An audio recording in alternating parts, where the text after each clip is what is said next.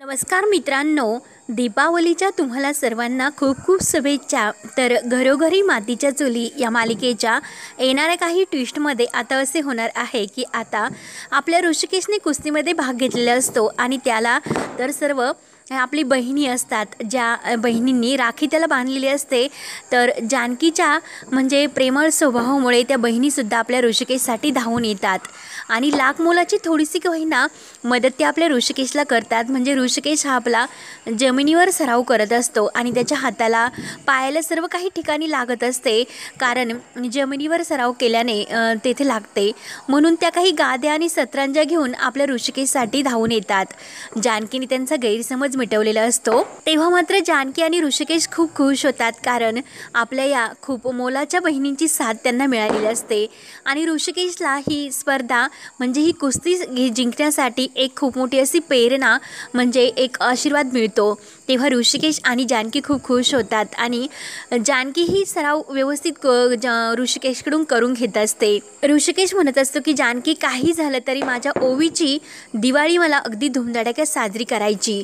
तेव्हा जानकी म्हणत असते की हो ऋषिकेश, तुमच्यासोबत आपल्या लेकीचं, बायकोचं आणि आईवडिलांचा आशीर्वाद असल्यानंतर काय तुम्हाला आणखीन काय लागतं ऋषिकेश? अहो, तुम्ही जर मनाने प्रयत्न करून ही कुस्ती जर जिंकलात तर 1 लाखाचे बक्षीस हे तुमच्या हातात असेल आणि मला पूर्ण खात्री आहे की ऋषिकेश तुम्ही ही स्पर्धा नक्की जिंकतान। तेव्हा जानकी आणि ऋषिकेश यांना लढण्याची ताकद मिळाली असते। जानकीचा पॉझिटिव्ह विचार आणि तिचं जे काही मन आहे आणि तिचे विचार करण्याची क्षमता आहे, यामुळे ऋषिकेशला एक खूप मोठं असं पाठबळ मिळतं, लढण्याची ताकद मिळते। जानकीच्या चेहऱ्यामध्ये जे काही सामर्थ्य असते तर त्यात लढण्याची ताकद त्याला दिसत असते। म्हणून ऋषिकेश खूप छान असा आपली प्रॅक्टिस करून ती कुस्तीची खूप छान प्रकारे प्रॅक्टिस करतो आणि सामना जिंकण्यासाठी तयार होतो। तेव्हा मात्र जानकी ही ऋषिकेशला म्हणत असते की ऋषिकेश, अहो आता आपल्याला सामना तर जिंकायचा, परंतु आपण त्या अगोदर देवी आईचा कौल कसा येतो ते बघूयात, कारण यामागे सुद्धा देवी आईने जे काही कौल आपल्याला दिलेले आहे ते तर खरे ठरलेले आहे आणि जर देवी आईने आपल्याला उजवा कौल दिला तर नक्की तुम्ही ही स्पर्धा जिंकू शकतात। म्हणून ऋषिकेश जानकी इकडे मंदिरात येतात आणि मंदिरात आल्यानंतर गुरुजींना ते व्यवस्थित पूजा वगैरे आरती वगैरे करतात आणि देवी आईला जानकी प्रार्थना म्हणजे हात जोडून प्रार्थना करते, देवी आई अगं, माझे जे काही मिस्टर ऋषिकेश आहे ते ह्या कुस्तीसाठी स्पर्धेत त्यांनी भाग घेतलेला आहे, त्यांना ओवीच्या ह्या पूर्ण सर्व काही अपेक्षा पूर्ण करायच्यात, इच्छा तिचं स्वप्न पूर्ण करायचं। त्यामुळे देवी आई आमच्यावर आज काय परिस्थिती आहे आणि ती परिस्थिती कशी ओढवली याबद्दल तर तुला माहिती आहे, परंतु त्या ऐश्वर्याला धडा शिकवच। देवी आई असा काहीतरी चमत्कार कर की ऐश्वर्याने तोंडात बोट घालून तिचे जे काही पापाचे सत्य आहे ते शेवटी सर्वांसमोर यायला हवे, कारण तिने गावामध्ये आमच्याविषयी खोटी बातमीसुद्धा पसरवली, आमच्याविषयी लोकांच्या मनामध्ये गैरसमज निर्माण केले। तेव्हा देवी आई तूच आहे की आता या संकटातून आम्हाला लढण्याची ताकद देऊ शकते। तेव्हा मात्र जे गुरुजी असतात तर ते देवी आईचा उजवा म्हणजे कौल लावतात आणि देवी आईचा खरंच साक्षात खूप मोठा चमत्कार होतो आणि देवी आईचा उजवा कौल हा जानकी ऋषिकेशला मिळतो। तेव्हा जानकी आणि ऋषिकेश खूपच खुश असतात, पण त्याच वेळेस इकडे सुमित्रा ही नानांच्या तब्येतीसाठी मंदिरात ऐनवेळेस येते आणि मंदिरात आल्यानंतर जे काही जानकीला देवी आईने कौलाचं फूल दिलेलं असतं तर ते जानकीच्या हातातून मुद्दाम पडत नाही, कारण ते फूल ती मुद्दाम खाली पाडते, कारण तिला ते फूल घेताना आपल्या सुमित्रा आईचा आशीर्वाद घ्यायचा असतो, म्हणून ती हे सर्व करते। ऐश्वर्या तर ही जानकीकडे आणि ऋषिकेशकडे रागाने बघत असते। तेव्हा मात्र जानकीला त्या ऐश्वर्याचा खूप राग येतो। तेव्हा जानकी त्या ज्या फूल आपलं खाली पडलेलं असतं तर ते घेते आणि सुमित्रा आईचा आशीर्वाद घेतल्यानंतर तेथे ते जायला निघतात, परंतु सुमित्रा आई ही ऋषिकेशकडे बघत असते, परंतु ऋषिकेश मात्र आईसुद्धा असा शब्द म्हणत नाही, कारण आई म्हणण्यासाठी सुद्धा या सुमित्रा आईने काही मागण्या केलेल्या आहे, म्हणजे आई शब्दाला सुद्धा तिने विरोध करून त्यांच्याशी असणारं नातंसुद्धा तोडलेलं आहे। म्हणून ऋषिकेशला खूप राग असतो। ऋषिकेश मात्र काही किंमत देत नाही, परंतु जानकीला मात्र आपल्या आईबद्दल पूर्णपणे खात्री असते आईंचा जो गैरसमज झालेला आहे तो आता दूर झालाच पाहिजे. त्यानंतर इकडे ऐश्वर्या आणि सारंग हे सुमित्रासोबत तर मंदिरात येतात, परंतु ऐश्वर्याला माहिती नसतं की अवंतिका घरी आहे आणि सौमित्रसुद्धा. आणि त्याच वेळेस अवंतिका आणि सौमित्र ठरवतात की ह्या ऐश्वर्याचं जे काही काळं आहे आणि जे काही तिने पाप केलेले आहे तिचे कटकारस्थान आपण पुराव्यानिशी हे सर्वांसमोर मांडायचे, म्हणजे नक्की तिला आपल्याला चांगला धडा शिकवता येईल. मात्र सौमित्र आणि अवंतिका हे नानांच्या रूममध्ये येतात. नानांना सर्व काही झालेला प्रकार सांगतात की नाना हो उठा, नाना तुम्ही जर आत्ता सांगितले तरच ऐश्वर्याचे कटकारस्थान थांबू शकतील, कारण तुम्ही जानकी बहिणीवर का आरोप घेतले, जानकी बहिणीवर आरोप का घेतले आणि त्यांना या ऐश्वर्याने तर घराच्या बाहेर काढले. अहो नाना तुम्ही जानकी बहिणीकडे बोट दाखवले म्हणूनच ऐश्वर्या हे सर्व करू शकले. नाना असे काय कारण होते, कोणत्या दबावाखाली तुम्ही येऊन हे सर्व निर्णय घेतला सांगा. नाना मात्र काही बोलत नसतात. तेव्हा अवंतिका आणि सौमित्र मात्र शांत असतात, परंतु दोघांमध्ये जी काही कुजबूज चालू असते तर त्या कुजबुजीतून नानांना कानावर जे काही शब्द पडतात की जानकी वहिनी आणि ऋषिकेश दादा यांच्या जीवाला धोका आहे, कारण अवंतिकाने तर सांगितलेले असते की ती सगुणा आहे ना, ती प्रत्येक गोष्ट ही ऐश्वर्याला सांगते आणि ऐश्वर्या ही सगुणाचे ऐकल्यानंतर प्रत्येक पुढचं जे काही पाऊल आहे ते उचलत असते. तेव्हा आता मग नेमकं जानकी वहिनी आणि ऋषिकेश दादा यांच्यापर्यंत हे कसे पोहोचवायचे, कारण अवंतिकाने तर सौमित्राला ते सांगायला नकार दिलेला असतो. तेव्हा नानांना ही सर्व ऐकू येत असते. नानांच्या जीवांचा खूप आटापिटा होत असतो की आता नेमकं काय करू आणि काय नाही, त्यांच्या जीवाची पूर्णपणे उलघाल होते. सौमित्र तर नाना केव्हा शुद्धीवर येतील याची वाट बघूनच असतं. तर अवंतिका म्हणत असते की खरंच नानांनी जर त्यावेळेस असं काहीतरी बोट जानकी बहिणीकडे दाखवलं नसतं तर आज जानकी बहिणी या घराच्या बाहेर गेल्या नसत्यात आणि या ऐश्वर्याची काही इतकी डाळ शिजली नसती. तेव्हा मात्र नानांच्या कानावर जेव्हा हे शब्द पडतात की मृत्यूपत्र, तर अवंतिका म्हणत असते की ही मृत्यूपत्र नानांनी असे का बनवले असेल. तेव्हा सौमित्र म्हणत असतो की नाही अगं ही मृत्यूपत्र तर त्या सयाजी पाटील आणि त्या ही ऐश्वर्या आहे ना त्यांनी बदलले. नाना कधी असे ही प्रॉपर्टीची विभागणी नाही करू शकत. नानांची जी काही प्रॉपर्टी आहे त्यात समान हक्क सर्वांना त्यांनी दिलेच असतील, परंतु प्रत्येकाचा जो चॉईस आहे तसंच प्रत्येकाला त्यांनी दिलेले असेल. त्यामुळे आता हेच कारस्थान आपण त्या ऐश्वर्याचे बाहेर काढायचे. आणि त्याच वेळेस नानांच्या कानावर हे शब्द पडताच की मृत्यूपत्र, तर नानांना लगेच बोलण्यासाठी एक चमत्कार होतो आणि नाना खरंच बोलायला सुरुवात करतात. नाना म्हणतात की सौमित्र अरे काय झालं आणि जानकी ऋषिकेश कुठे.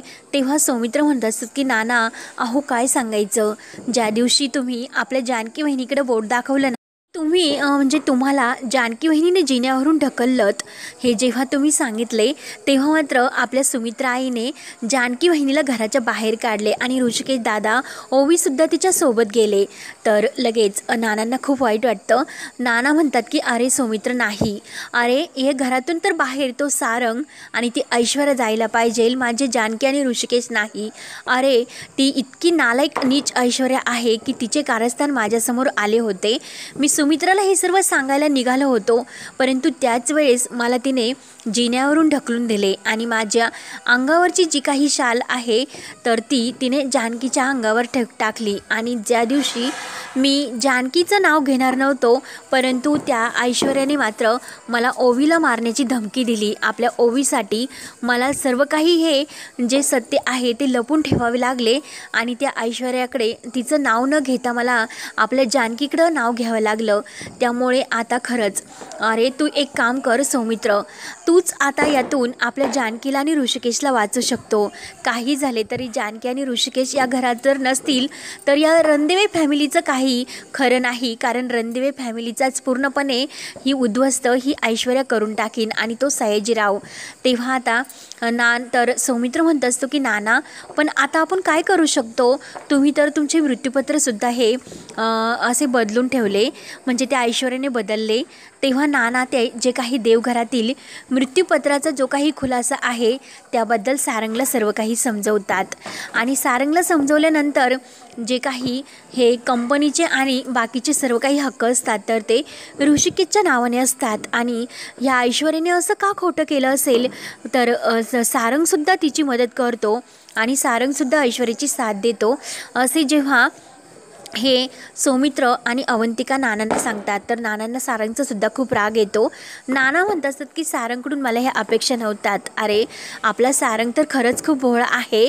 त्या ऐश्वर्याने पूर्णपणे म्हणजे त्याचा फायदा करून घेतला, परंतु ऐश्वर्या मात्र त्याच्यावर प्रेम तर करत नाही. अरे खोटं लग्नाचं नाटक तिने केलं. अरे कसला खरा नवरा ती त्याला मानते. तेव्हा अवंतिका म्हणते की हो नाना, अहो मी तर त्यांच्या रूममध्ये गेले होते, तर सारंग भाऊजी आणि ऐश्वर्या तर वेगवेगळे सुद्धा झोपतात. म्हणजे नक्की ह्या ऐश्वर्याचं काहीतरी कारस्थान आहे आणि ती नक्की आपल्या सारंगला म्हणजे नवरा म्हणून मानत नाही. तेव्हा मात्र इकडे ऐश्वर्या आणि सारंग आणि सुमित्रा हे देवीआईच्या मंदिरातून निघतात. परंतु देवीआईच्या मंदिरातून निघताना सुमित्रा आई ही जे काही म्हणजे तिला आठवत असते की जानकी आणि ऋषिकेश आपल्या जवळून गेले, परंतु खरंच आपण त्यांना घरी घ्यायला म्हणजे बोलवायला हवं होतं खरंच.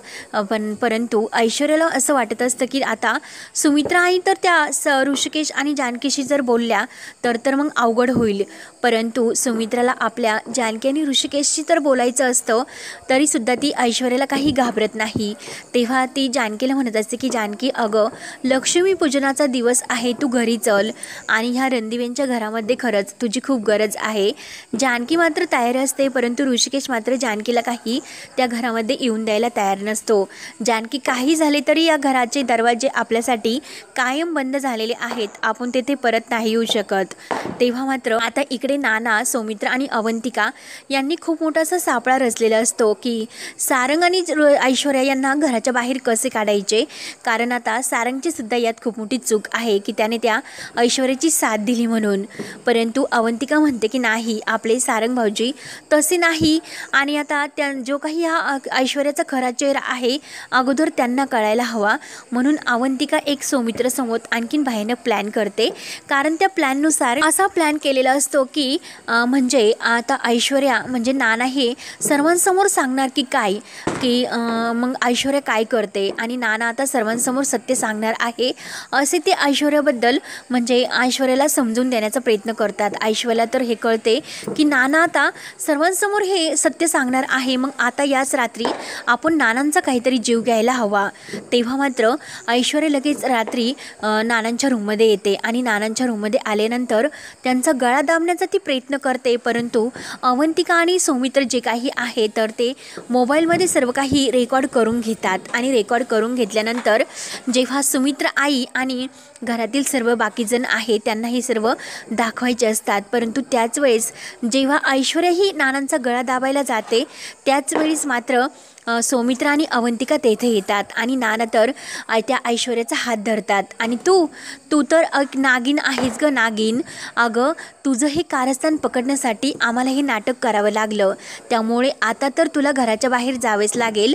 अगं तू इतकं पाप केलं, अगं त्या जानकीने तुला इतकं प्रेमानं इतकं मायेने या घरात आणलं, तुझी या घरात यायची सुद्धा लायकी नव्हती, अगं तिच्यामुळे तू या घरात सून म्हणून आलीच हे लक्षात ठेव. परंतु आज तू तिच्यावर इतकी घाण वेळ आणली आणि तुझ्यामुळे आज ती इतक्या त्रासात राहते. परंतु नाही, अगं तुझी शिक्षा तर तुला मिळायला हवी. तेव्हा मात्र नानांचा जीव घेणाऱ्या या ऐश्वर्याचा जो काही व्हिडिओ आहे तो सारंगसमोर शेवटी अवंतिका आणि सौमित्र घेऊन येतात आणि तेव्हा हा व्हिडिओ आल्यानंतर खूप मोठा एका सत्याचा उलगडा होऊन सुमित्राचे डोळे उघडतात. तेव्हा मात्र आता सुमित्रा ही प्रत्येक क्षणाला आपल्या जानकीची आठवण करत असते की काही झाले तरी आता जानकी तर घरी यायला हवी आणि ह्या ऐश्वर्याचं जे काही खरं रूप आहे तर ते सर्वांसमोर शेवटी आलेलं असतं. तर इकडे ऋषिकेशने मस्त कुस्तीचा सामना जिंकलेला असतो.